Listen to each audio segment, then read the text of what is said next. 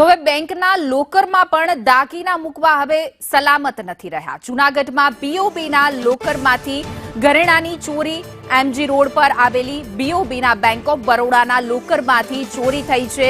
બેંકના લોકરમાં મૂકેલા સોના ચાંદીના ઘરેણાની ચોરી થઈ ગઈ છે। 13.94 લાખના સોના ચાંદીના ઘરેણાની ચોરી થઈ છે। ફરિયાદીની ખોટી ઓળખ ધારણ કરીને લોકર ખોલાવ્યું હતું। તો બેંક કર્મચારી સામે મળી અજાણ્યા શખ્સે લોકર ખોલ્યાનો આક્ષેપ લગાવવામાં આવી રહ્યો છે। પોલીસે સીસીટીવી ફૂટેજના આધારે તપાસ હાથ ધરી છે।